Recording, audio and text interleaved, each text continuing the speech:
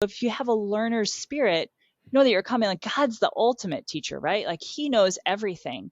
And we get to learn. Like it's the what is the Psalm? Like it's the glory of God to create a thing, and it's the glory of kings to understand them or figure them out. Okay.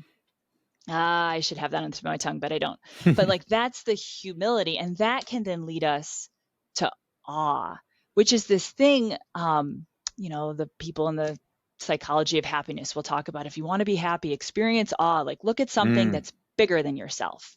Okay. Look at the mountain or the sky and the clouds.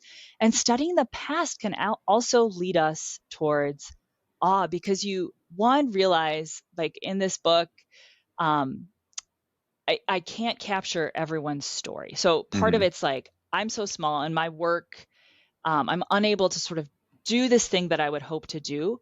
But it's also when you study the past and you see, like I chose 4 groups of people, and there were so many more stories that could be told, and just sort of sit and wonder and to realize, like, I'm small, but there's so much more going on. And I think that can also lead us back towards hope in God as you think about seeking justice and righteousness and bringing shalom into the world, so that the things that are not as they should be can become as they are. That ultimately is God's work.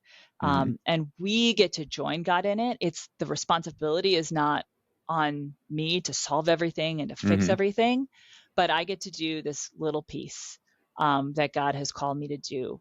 But I can step back and just be in awe of the glimpses of the whole that I can see.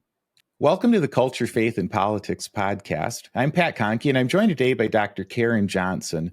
Karen is a historian and a professor at Wheaton College, and her scholarship explores how Christians have both shaped and resisted racial injustice in America.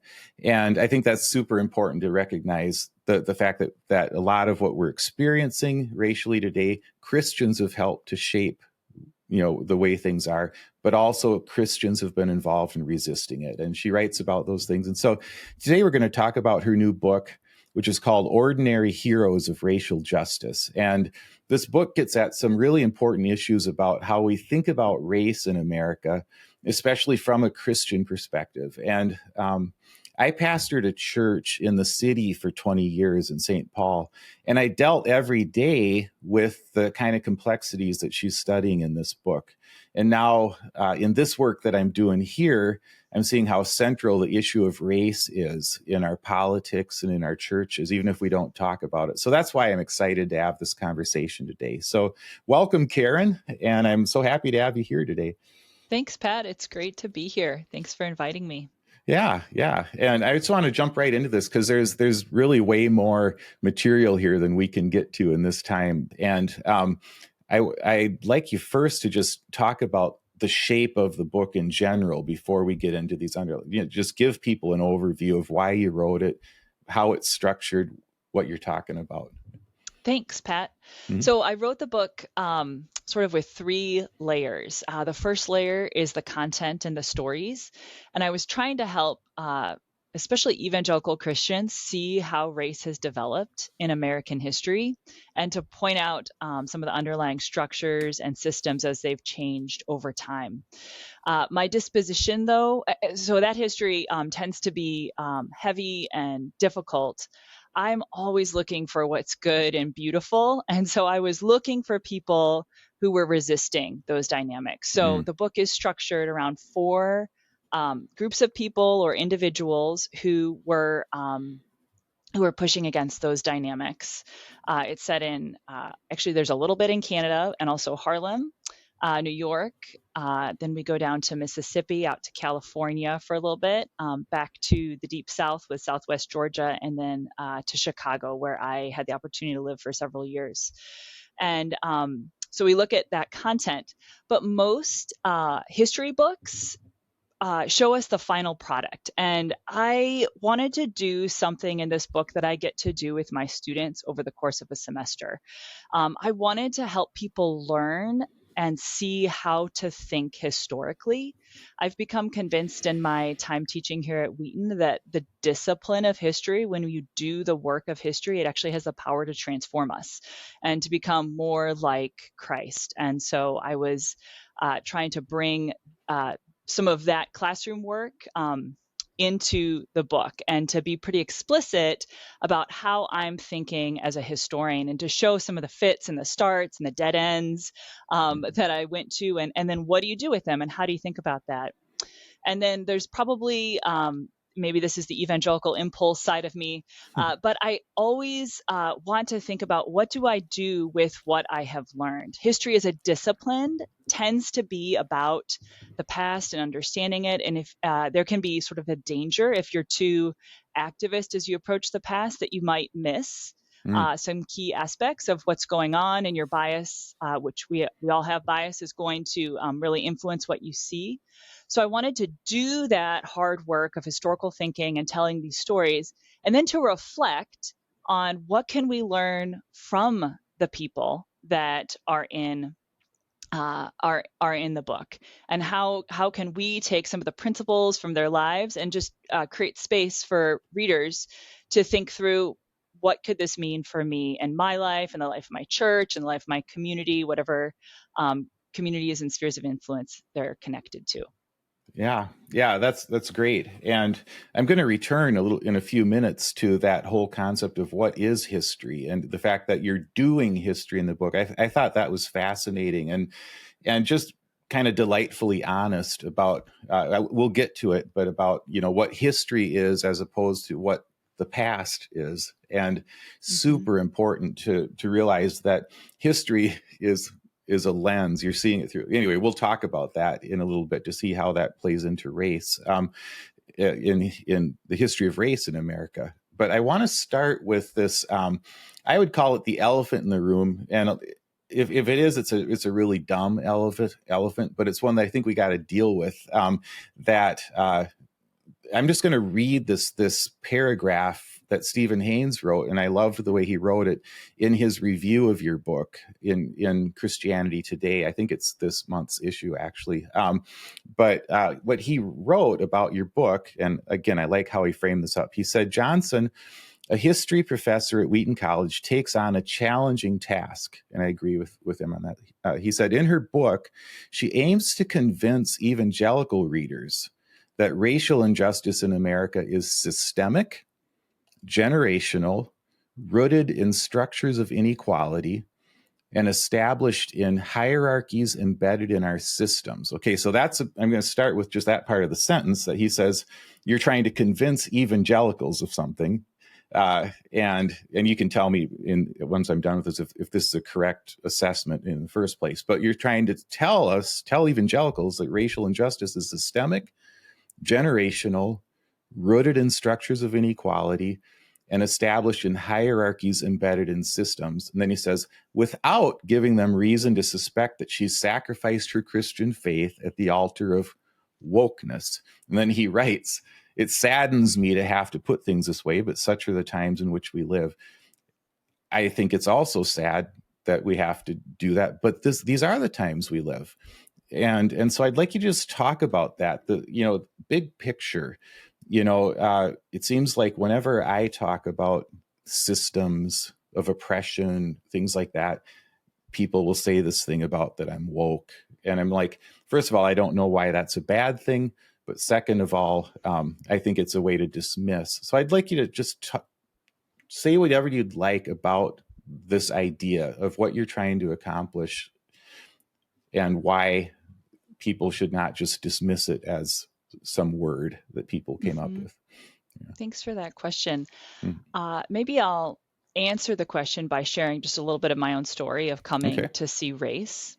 Yeah. So I grew up, I am white, and I grew up in the suburbs of Chicago, and in the 1990s, early 2000s.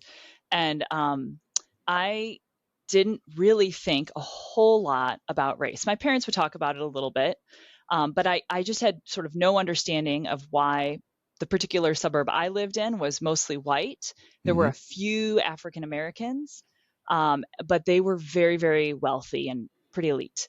And I didn't really start to see race until I went to seminary at Trinity Evangelical Divinity School, which used or still is, but soon will no longer be in the Chicago area. But I first started to see it. There was a couple of ways, but I read this book called Divided by Faith by Michael Emerson and Christian Smith. They're both white people, sociologists, and both Christians. And they talked about why, they asked the question, why are white evangelical Christians and black evangelical Christians so similar on basic theological tenets?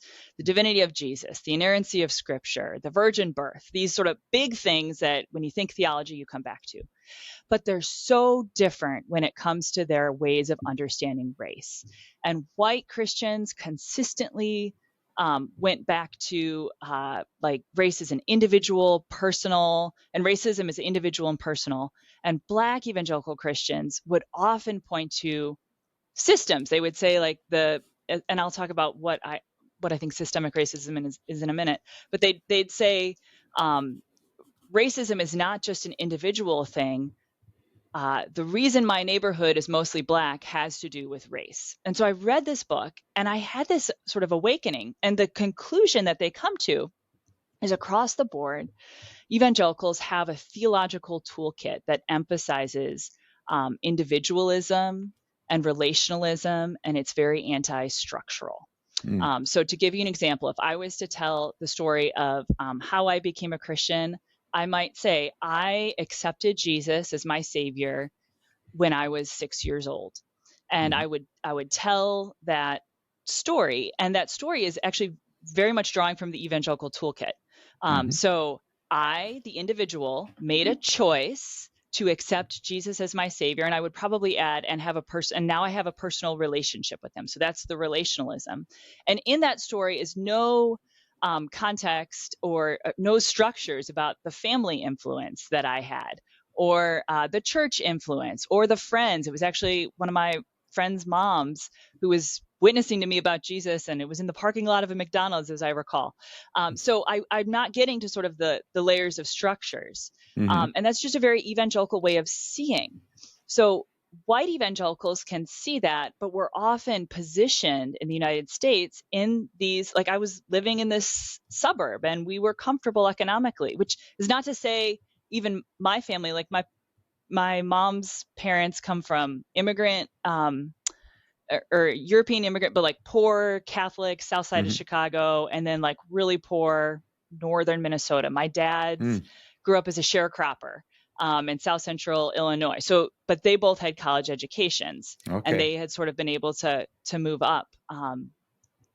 But I would have sort of no sense of the positionality, and I wasn't thinking about that. Whereas Black evangelical Christians are sort of facing the ways that race has shaped their lives, and so they can still have this individual toolkit, but when it comes to race, they're seeing the systems. Yeah. And so I ended up going to grad school, and I wanted to study race in America, and things that seem sort of secondhand, maybe to many of your listeners now, where you learn about redlining and its roots in the 1930s Depression era legislation. These sorts of things I learned about for the first time, and I thought, oh my goodness, this is like a change that happened often in the North. It was shaping the neighborhood where I was living, and it shapes the neighborhood where I continue to live. That has this generational impact, and so you can trace these things. So when I talk about systems, and I did try to avoid some like jargon words where people they have a meaning in the academy that does not have the same meaning in popular culture. So I just tried to explain rather than to use the words so that people wouldn't misunderstand me. Right. But when I think about systemic racism, sometimes it can be intentional, and there are historians who have shown intentionality behind laws, and for instance, with the development of the Social Security system. In the 1930s, it excluded domestic workers and farmhands, and those were African-American laborers. And this was a push from Southern politicians to, we'll support this program, but we don't want to give Social Security to Black workers. So there is intentionality there, but often it's not intentional. there are these systems that are put in place and they develop. So to go back to the case of redlining and its origins in the Federal Housing Can I Authority. just stop you for a second sure. here? I want to emphasize the redlining thing before you tell this story by saying this. You said a minute ago that this might be old hat to my listeners. I don't think it is to most of them. And I'll say it this way. One of the best things that happened at my church in St. Paul here, which is we were trying to do a multi-ethnic church with mixed success. And you would think that I would know all about this since I'm doing this work, But one of the best things that happened was a talk that a guy gave on a Saturday where a bunch of the church came, and he talked about this issue of redlining. And I had heard the term. I sold real estate back in another lifetime, and my wife does now. So I knew redlining, what not to do because of current laws. I had no idea the way that redlining played into the history in such a big way and how intentional it was. And so it was one of the best talks I heard at my church, and I didn't give it. And it was also the most controversial by far, because there were people that were really offended to hear that information and to hear it framed up that way. So I just want to say what you're about to say has very practical applications, even in the church that I, just recently was pastoring. So anyway, so go ahead and talk to us about redlining then. Happy to. Before I do, I just want to say thank you for sharing that story. And I think as we think about our posture towards the past or towards understanding something that may seem like something we don't want to hear, or that puts us in a bad light or puts our grandparents in a bad light, that as Christians, we have great freedom. And it's okay that bad stuff happened. And right. Because I'm part of the problem, right? But I know right. that Christ has redeemed me. Yeah. And it's also really important to know what has happened and why things are the way that they are, so that we can be wise in our particular present context and hopefully do some of the work that God calls us to. Yeah. But so to give, I guess, a brief history lecture about redlining. So in the 1930s, the United States was part of a global worldwide depression, and the federal government was becoming let me back up. And people were defaulting on their mortgages. Now, to buy a house prior to some of the changes in the 60s, you had to have a pretty big down payment. So they weren't, home ownership was not widely accessible to a lot of people. But what the government wanted to do was they wanted to help keep people in their homes. And so they developed the Homeowners Loan Corporation, and then, which is the HOLC, HOLC, and then the Federal Housing Authority, or the FHA. And what the Homeowners Loan Corporation did was it created a series of maps, and they wanted to try to determine which locations would be good places to insure a mortgage. And they had an economic logic, but it was shaped by racialized assumptions. So they assumed that people of color, which in a city like Chicago primarily would have been African Americans at that point, that they were going to default on their mortgages more frequently. Now, sociologists in coming years study this. Sociology tends to be a bit of a more activist discipline, and they would say this actually isn't happening. Black homeowners are paying back their mortgages at higher rates. But the logic was, well, we don't want to default. We don't want to have people default. So we're going to make these maps. And if a neighborhood, the decisions were based on who was living in the neighborhood and the quality of the neighborhood in terms of like the deterioration of the homes, their proximity to factories and that sort of thing. So there are all these sort of logics that are prioritizing white communities that don't have factories or industry in them.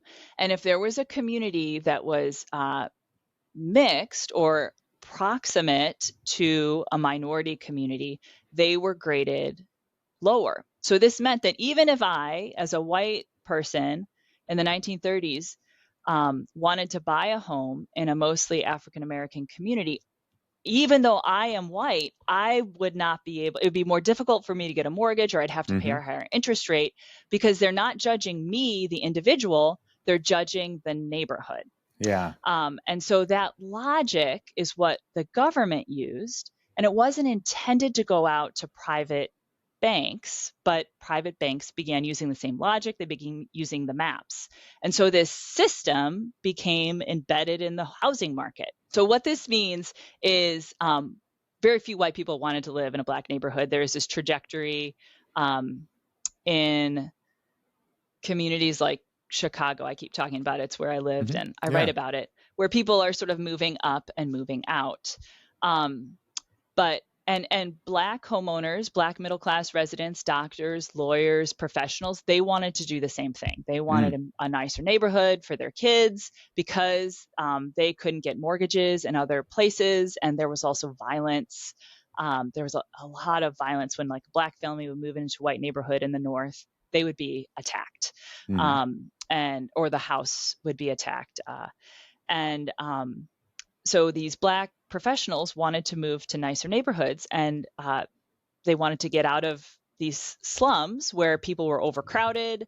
There were rats. There was higher rates of infectious diseases. It was not a good situation, but they couldn't get a mortgage insured by the government. After World War II, veterans, white veterans, were able to buy houses in the suburbs, and Black veterans couldn't, because communities, the land developers wouldn't make a loan to them. They wouldn't let them buy in, because they didn't want their neighborhood to be redlined. And so Black homeowners started buying houses on contract. So how this would work, let's say now I'm still going to be a white person.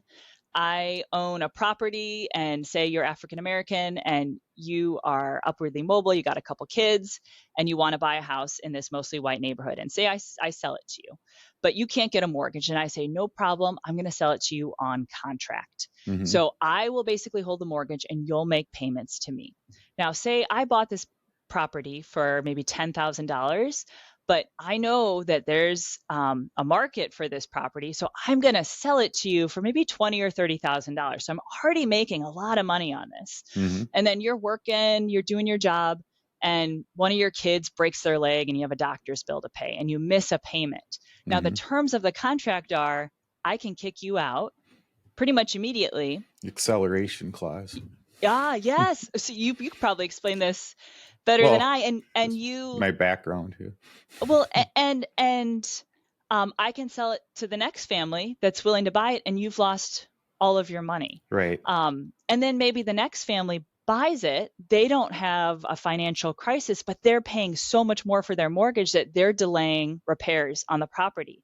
They're taking in renters. And so this system continues. Now, what happened in Chicago, in the Lawndale neighborhood, was homeowners who had bought on contract. And also there was a lot of shame around this because people would sort of take it individually. They would, and they wouldn't talk about it if they got kicked out.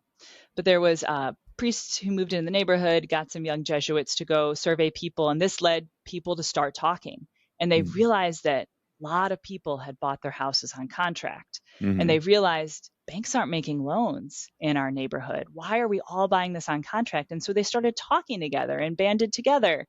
And eventually it actually led to congressional legislation requiring banks to be public about where they're making their loans and to invest in communities where they have banks. So that's those are some of the dynamics. And since the 70s, there have also been others, and you probably know more if you have background in real estate about 2008 and some of those dynamics. But even if you just take those like 40 years, that's 2 generations where wealth acquisition is expanding through home ownership among white Americans. And that's 2 generations where Black Americans don't have access to that. And it wasn't intentional. It wasn't meant to be racist, but the system developed and it affected people. And they had to sort of make choices within that system. Yeah, and then you see complete neighborhoods affected by it, and then people start to say, "Well, gee, they're not taking care of their homes," and it's like and then it's the self-perpetuating system, where and that's what I think is so important. Is I think redlining is just one example, but it's one that a lot of people can relate to because a lot of people own homes or have tried to buy homes, and when you start to understand just that one system, and then you think, okay, now we live in a nation with hundreds of years of systems, not necessarily meant, sometimes definitely were meant to keep people down, and not always. This is why we have to talk about systems, because, and anyway. Yeah. Well, and you inherit it, right? So you're born into a system. You don't know how it began unless you start studying it, and then it just seems normal. And we don't necessarily question it because it's hard to really actually see what is normal. Right.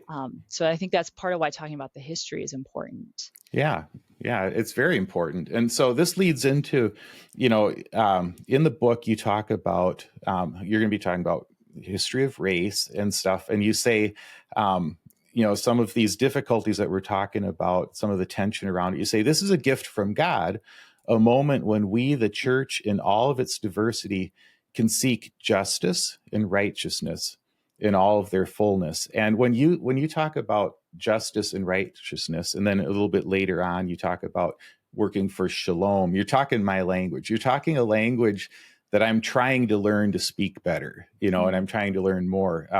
I would say, I was raised as a conservative Republican. When I went into ministry, I was a conservative Republican. When I started the church in the neighborhood, I was still I was no longer following politics at that point, but I still had all these assumptions. And justice for me, I would have been more hooked by words like law and order regarding justice back then. I detoxified from all of the political media for 20 years, learned a lot of different things, but I'm still learning about it. So talk to me about when you talk about justice and righteousness in regards to race, and just the link to trying to create shalom. Talk to me about what you're talking about there and how you see your book in that place. Thank you. So when we read, especially the Old Testament, justice, my friends who are Old Testament scholars, I am not. So I've learned from them, but they tell me that those are almost always paired together. You cannot have righteousness, like right relationship with God. And I think often today we think about like, what's my sort of personal relationship? Who am I? Relates like to piety and the things that I'm doing as an individual. You cannot be righteous unless you are seeking justice. Right. And the two have to go together. I think when I think about white evangelicalism, particularly in the North, which was more shaped by the fundamentalist modernist divide of about 100 years ago, I think we've tended to separate those. Or at least there's a trajectory of that. And just like a little brief history lesson there. In the late 19th century, America was industrializing. There were a lot of immigrants coming, and people were moving to cities. And so, and there was a lot of, there was a growing wealth gap, and a lot of people, Christians, were saying, "What should we do? Like, what does the gospel have to say to this context?" And at the same time, there were developments and higher criticism, sort of ways that people read the Bible, particularly coming out of Germany, and people wanting to be really relevant in how they read the Bible. And this was the time of the publication of Darwin's Origin of Species. There, across the board, even people who became evangelicals and fundamentalists and more social gospel or Christians, everyone's wanting to read the Bible scientifically. And a lot of the scholarship of the time was saying, well, if we're reading scientifically, we cannot take ideas about, even like, to go back to the virgin birth, like there's no such thing as a virgin birth. A virgin cannot give birth to a child. So we have to sort of understand that as a myth. And so once we set aside the supernatural, then we can then we can sort of do the scientific work of reading the Bible. Now, just as a side note, that assumption that I would say that it is an assumption that the supernatural cannot happen. And that is an assumption coming out of a historical trajectory. If you go 200 years prior to that, people are seeing supernatural things all the time. If you travel around the world today, you could go to different places and they experience what they perceive to be the supernatural all the time. So to sort of assume that the world is simply natural is actually a historical development. But nonetheless, this is the assumption that they're having. Great. And so a lot of the people who are really trying to deal with problems in the cities, these are Protestants. They're ministering to Catholics who they think aren't Christians. And because of sort of those dynamics there, they are also reading this higher criticism. And so what they start to emphasize, they start to de-emphasize the divinity of Jesus. They're reading the Bible in ways that Christians in the US hadn't read prior to that. And so they're emphasizing what I call the horizontal relationships, the social relationships. Okay. And then there were other Christians who were saying, no, we can't get rid of fundamental doctrines of Christianity. And they began publishing a series of pamphlets called the Fundamentals, and they're trying to sort of revivify and point people back towards what they see as the fundamentals of the Christian faith. And they really emphasize the personal relationship with Jesus. And so you have this fracturing of the gospel that really, I think, shapes Christianity. And so righteousness, in some ways, and personal piety, these things maybe belong more to the fundamentalists, and the social aspects, the justice, belong to the social gospelers. Now, it's more complex than that, and there's lots of examples of people who would buck those trends. But I think that's the general trend. And what actually studying this content has helped me understand is like that's a historical development. So I grew up in a church where I was researching Black churches' responses to HIV/AIDS for my master's thesis, and some people were like, "That's a little social gospel-y," and I didn't quite know why that was a problem, but I sort of knew it was a problem. But it was only understanding this history that allowed me to realize like why they were saying that. They're from a context, and so they're thinking. They're thinking through my work through that lens. Right. And so what I'm trying to do in this book, and just in my work in teaching, is to do good historical work that brings together justice and righteousness, which will, I think, bring about shalom, which is the way things should be. Now, the extent that the church can bring that in today versus like how much is God going to have to do, like I don't know the answer, but we're called to walk faithfully, and God's work in the world is making things the way they should be. And we as Christians are called to join God in that. But ultimately, it is his responsibility. Yeah. And in both of my books that I've written the last few years, I've quoted Cornelius Plantinga Jr., where he has a book called The Way Things Ought to Be, a breviary of sin, but or not the way things ought to be. And he's saying shalom is the way things ought to be. And I love the way that you brought this together in your book, where when you talked about this, really you called it a fracturing of the gospel here. I think that's perfect, where you're saying it's on the one hand, people say this social gospel and but then personal righteousness. And you're saying the one way you put it here is you said that God's people should care about salvation and shalom, and, bringing about shalom and salvation. And I hear this every day. So this is super practical for me. In the comments that I get on my videos, I got another one yesterday, but I mean, it's every day. But the one yesterday was, I don't know why you stepped down to talking about politics. When you were a pastor, you ought to preach the gospel, but instead you're trying to change the world and you've got it completely backwards. And so I hear that kind of thinking, where it's like there's something called the gospel that's all about personal salvation. That's it. And then if you're doing anything to try to improve the world, that's like, beneath the work of the Christian. And I think in Luke 4, Jesus said something like, the Spirit of the Lord is upon me to to preach the gospel of the kingdom. He's talking about the gospel of the kingdom, sight to the blind, freedom for the oppressed, good news to the poor, all these, his gospel of the kingdom that he lays out in Luke 4 doesn't look anything like this personal salvation, go to heaven when I die. He's talking all about what they would call the social gospel. And so I'm saying, I agree, it's been fractured, and your book is helping to bring it together in some really practical ways by telling some really practical stories.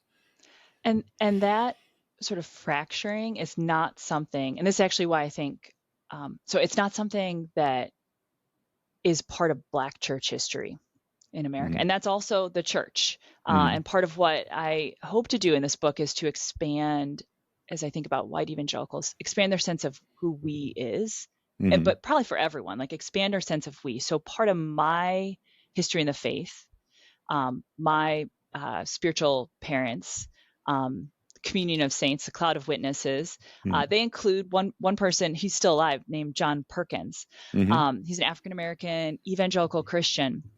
And just to sort of illuminate this point about the fracturing and why are you talking about the political when you should be talking about the spiritual? And this was an argument that white Southerners who believed that God called the church to segregation made pretty consistently in the 1950s and the 1950s when that was questioned during the Civil Rights Movement. So John Perkins grew up, he was an African-American born in 1930 in Mississippi, the Deep South. And part 2 of your book is all about him. It's all about him. Yeah. And he thought Christianity was a sham. He grew up in a bootlegging family. His mom had died basically of starvation. When he was a baby, he was still nursing and there was not food available. The sharecropper or the landowner who owned the land where his family worked wouldn't allow them to raise a cow. Like they needed to spend all their time on the cotton. So he left as part of the Great Migration of African Americans out of the rural South and went to California. And he thought, I'm never going back. White Christians can beat a Black man on Saturday night and go to church on Sunday morning. And for Black Christians, they all just seem to be focused on the by and by. And historians have written about why is that. But part of it's just, there's just like so much suffering, and the system was so sort of oppressive and designed to keep them in their place, and was reinforced in pretty terrible ways, that they had this sort of hardscrabble religion that focused on, and it's good to long for heaven, that focused on like, well, things will be made right. You see this in Negro spirituals, that people who were enslaved would sing. They'd be hoping for freedom on earth, but they'd also be looking towards heaven. So it's good to hope for heaven. But John moves out of Mississippi to California. He starts working in a foundry, sort of advances economically, and through his son going to a church, becomes a Christian. And John had explored other things. Nation of Islam was very prominent at the time, and a lot of African Americans were turning towards that. Maybe not a lot, but some were turning towards that, and it was very prominent. They had a very strong public presence. And he and his wife, Vera Mae, and their kids were adopting this middle class lifestyle in a place that wasn't perfect, but it wasn't Mississippi. John could look a white man in the eye and not fear for his life. And he developed these relationships with white fundamentalists who taught him to love the Bible and to eventually preach exegetically, where he's going through a text and through a passage and really saying, what is this saying? And not having sort of the more like hooping Black style, Black pastor style of preaching. So he's very influenced by these white Christians, and for the first time realizes like maybe white people aren't all bad. And so then he feels like the Lord is calling him to move back to Mississippi.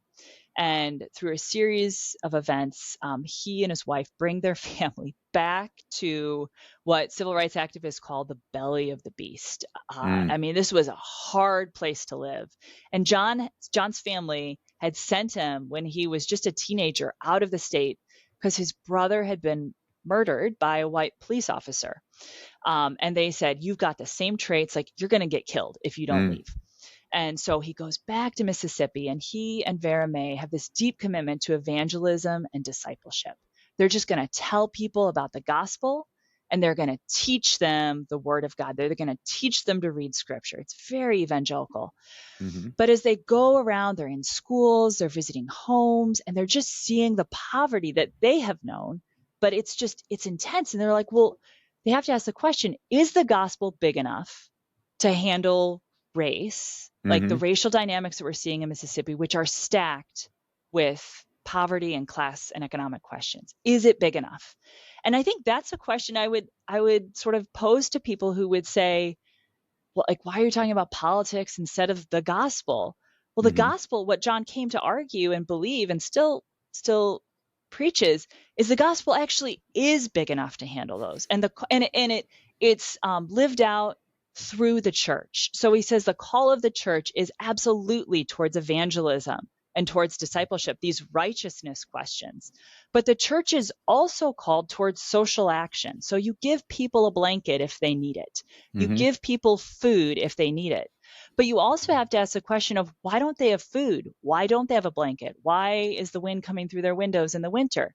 Well, his solution there was community development, which was very subversive in his context in Mississippi in the 1960s. But he said, we need to have places where African Americans are sort of separate from white people, because white people, they're not going to pay them a living wage. They're like almost always trying to cheat them, is sort of how the system worked. And I can go into sharecropping if you want, but we need to develop sort of institutions. And as we develop these institutions, they're also going to develop the people, because people have to grow to be able to, he would found cooperatives. They have to grow to be able to run a cooperative. So it's personal growth combined with these more systemic changes. And then he also came to the conclusion that the church also needs to be working for what he would call justice. So in his context, it was like, we need to be part of the civil rights movement, and we need to march to change legislation and to change practices. So for them, it was in their town of Mendenhall. We want there to be Black police officers. We want Black people to be able to eat at the same counters that white people are eating at, and to be able to try on clothes when they go into the store and not have to sort of just hold up the shirt and see if it fits. Those were justice issues. So for him, the term is ecclesiology, but his sense of like, what is the church's call? Right. It includes justice and righteousness. Yeah, perfect. And you're speaking, like I already said, a language that I'm trying to learn to speak, and it's I just resonate so much. So even when you're talking about how the gospel is big enough to handle this, my response, I usually don't respond to mean comments anymore that I get on YouTube, but I did respond to this one because I thought I just need to tell this guy who said, that I've taken a step down to talk about, changing the world instead of sharing the gospel. My response to him was, your gospel is 3 sizes too small. Because that's really what it is.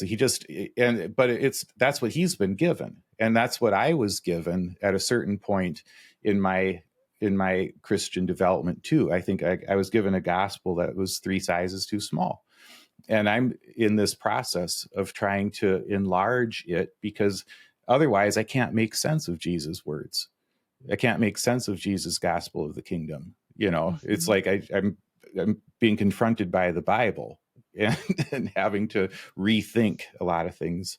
I want to ask you, you brought up earlier about history, and I said I want to come back to this. You basically say that, I won't quote it here, but you say that there's the past, which is everything that's happened, including the breath you just took. That's the past, and history is pulling certain details out, certain stories out, looking through a certain lens. That's history. And that's something I've been learning a lot in recent years, is just a lot of the history that I've learned has been meant to maybe make me feel good about America, make me feel good about, where we're at. And God had the guiding hand to bring us perfectly through to this place. There's that sort of like hagiography of history that happens. But I want to ask you, since history is a lens, since history is choices about what we talk about, I just want to ask, tell me about the people that you chose in this book, just to kind of guide us towards the conclusion of this, just talk about the people you chose, the 4 sections, and why you chose these people to talk about, what you're trying to accomplish, what lens you're trying to put on history here. Yeah, thank you for that question, Pat. So I'll start with just maybe expanding on thinking a little bit about what history is, because we often conflate the two. Mm-hmm. And the study of history can lead us to great humility, because only God knows all of the past. He, at the cellular level to the macro level, with what's happening with the planets and everything, the stars and everything in between. So C.S. Lewis talks about the past as the roaring cataract, this waterfall. And here we are with our little cup trying to catch a little bit, and that's history. And history, there's different ways, I guess, to define it. One definition I really like is that history is true story. So they have to be grounded in evidence. You can't just make something up. And I'm not arguing from a relativist position, saying your story can be just as good as mine. Really good historical thinking will take, if there's multiple stories about the founding, was America founded as a Christian nation? And you have to account for someone else's arguments in an honest, historically rigorous way. So you can't just make up your facts. You can't just make up your story. You can't just argue, or you can't, I shouldn't say argue. You cannot assert. Asserting is making a case for something without actually using evidence. Arguing, in my mind, is using evidence for your case. Yeah. Okay. And you have to account for different people's perspectives. And you and I may come to a different conclusion on, was America founded as a Christian nation? But I need to be able to count for your argument, and you need to be able to count for mine.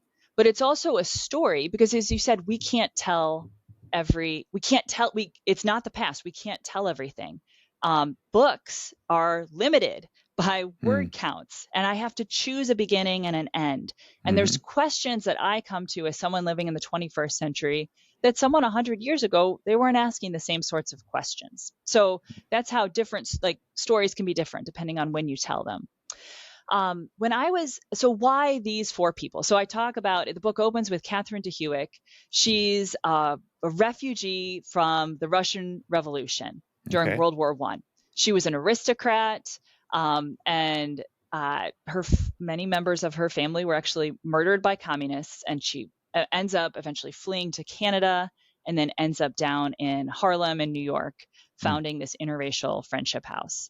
And then the book turns to John Perkins, who is this Black evangelical. I spoke about him just a minute ago. And then we go to this white evangelical Christian, Clarence Jordan, in Southwest Georgia, who was a white, he sort of grew up in rural Georgia. He got a doctorate in New Testament and went back.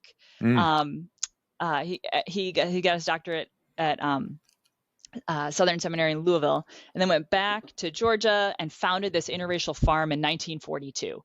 And they were also pacifists, and they believed in sharing. They read Acts 2, where it talks about the early church sharing everything in common, and everyone had what they needed, not as descriptive, but as normative. And so they shared and experienced great persecution by the 1950s. The first 10 years weren't that bad, but after Brown versus Board of Education, white people started boycotting them, and then violently attacking them and the farm, because they didn't like that they were an interracial farm and paid people equally. They didn't pay Black workers less than white workers. And then the book ends, it pivots back to the North with the founding of Rock of Our Salvation, Evangelical Free Church, and Circle Urban Ministries in the Austin neighborhood, which is actually the church where we were members when we lived in the Austin neighborhood. But I write about the 1960s. It starts in the late 60s, 70s, and 80s. And I chose, to some extent, so I wanted to, you can't do everything. Right. And the book is about race, but it's through a lens of African American and white interactions. And so I had to narrow.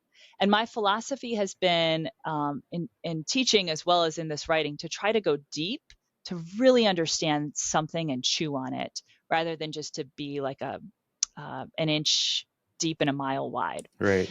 But I was also trying to get aspects of the whole nation. Although, when I learned about Arizona, things were different in the Southwest, and I have California, not Arizona. But so I was trying to gesture towards comprehensiveness, but I was also looking for people who were resisting these dynamics, but whose stories would also illuminate some of these systemic dynamics that we were talking about earlier in our conversation. And so over the course of several years, so historians, it takes usually years to write a book. The first person, Catherine DeHuick, I started learning about 20 years ago. Okay. But like the bulk of this book, I got done in about probably like 8 years of research and writing. So this is not something I wrote over a summer. This is years of research and interviews and archival work and trying to figure out, what does this all mean? And I would also try people out on my students. I'd think, maybe I'll teach about this person. What sort of resonates with them? Because I pictured them as my audience. Them maybe in 10 years or 20 years or 30 years, like someone who's thoughtful, who wants to learn, and who may not sort of think race is necessarily important, or who does think race is important and wants to have a sense of the past through and think about how Christianity has intersected with race. And so I ended up just landing on these people. I had a few others that I wanted to include, but the book was getting too long. And so I just narrowed down to those 4. Yeah. And each of the 4, like you have in these sections where you're learning, each of the 4 has a heading to it, so part 1 about, you said Catherine DeHuick, right? Is that how you say it? Yeah. Yes. And that one is telling true stories. And so you're talking about this thing about telling true stories, and then you're doing it as you look at her. And then the one about John Perkins, the part 2 is context matters. And so you're helping us to learn about how context matters in history while you're telling that story. And then the third one is humility, which I told you before we hit record here that after 20 years of ministry in the city where we were, self-consciously trying to do multi-ethnic church with some success and some failure.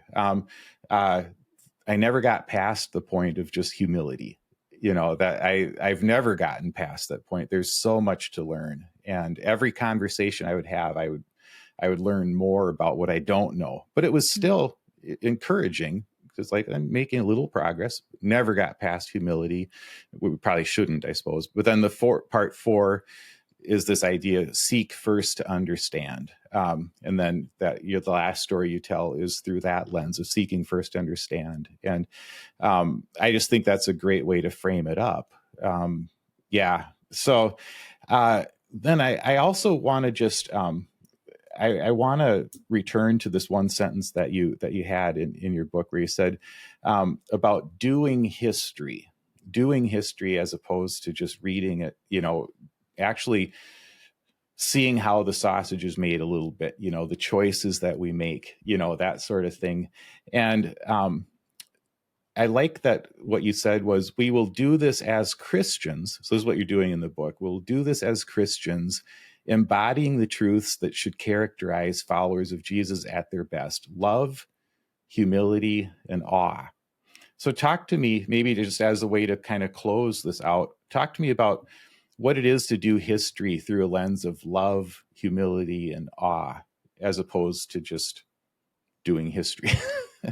Oh, yeah. So love, this is the greatest commandment, Jesus says, is to love the Lord your God with all your heart, soul, and mind.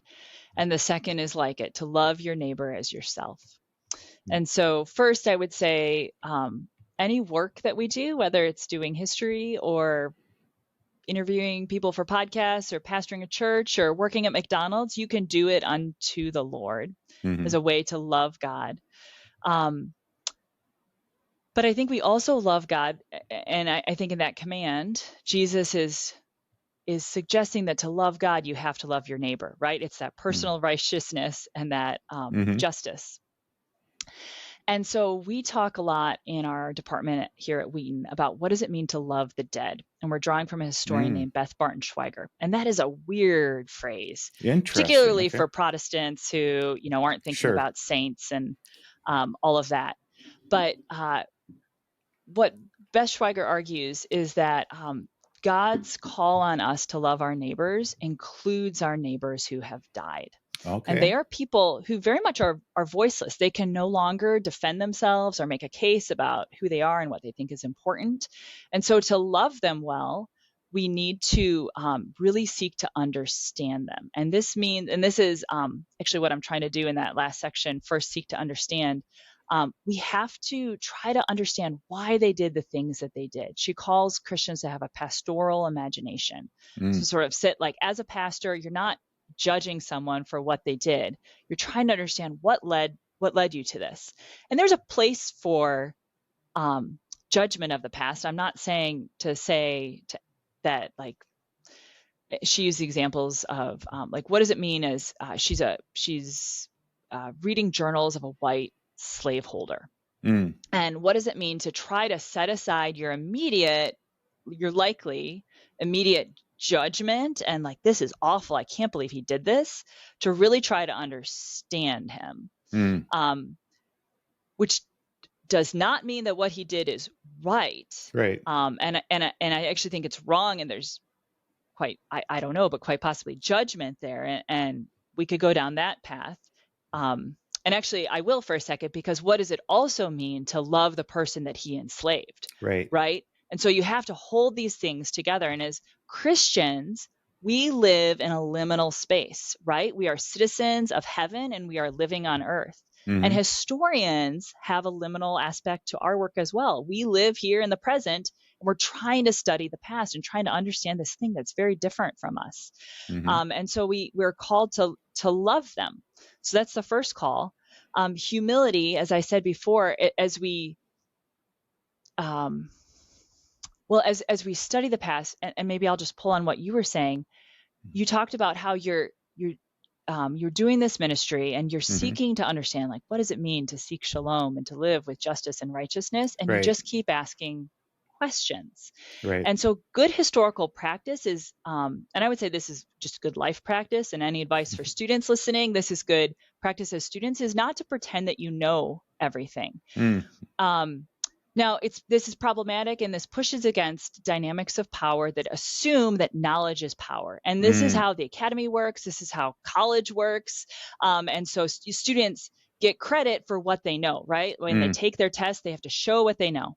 But what will actually lead to true learning is specifying your ignorance. And this is actually really good historical thinking and just a life skill, is saying, what about this? What about this? I don't understand this. And you get really clear with yourself about what you don't know. And then that actually leads to better learning. And I think that's a posture as a Christian that we can take as well, rather than assume when you read the Bible. And maybe this is, for some people who have spent their whole lives reading the Bible and they're like, it's maybe not as fresh anymore. My husband, I think he's a wonderful teacher, and he teaches 6th grade Bible. And he comes to the text with this excitement of like, what don't I know? And what questions do I have? And how is God going to teach me sort of through this? So if you have a learner's spirit, know that you're coming, like, God's the ultimate teacher, right? Like, he knows everything. And we get to learn. Like, it's the what is the Psalm? Like, it's the glory of God to create a thing, and it's the glory of kings to understand them or figure them out. Okay. I should have that on the tip of my tongue, but I don't. But like, that's the humility, and that can then lead us to awe, which is this thing, the people in the psychology of happiness will talk about. If you want to be happy, experience awe. Like, look at something that's bigger than yourself. Look at the mountain or the sky and the clouds. And studying the past can also lead us towards awe, because you realize, like, in this book, I can't capture everyone's story. So part of it's like, I'm so small and my work, I'm unable to sort of do this thing that I would hope to do. But it's also when you study the past and you see, like I chose 4 groups of people, and there were so Mm, many more stories that could be told, and just sort of sit and wonder and to realize like I'm small, but there's so much more going on. And I think that can also lead us back towards hope in God as you think about seeking justice and righteousness and bringing shalom into the world so that the things that are not as they should be can become as they are. That ultimately is God's work. mhm, And we get to join God in it. It's the responsibility is not on me to solve everything and to fix mhm. everything, but I get to do this little piece that God has called me to do. But I can step back and just be in awe of the glimpses of the whole that I can see.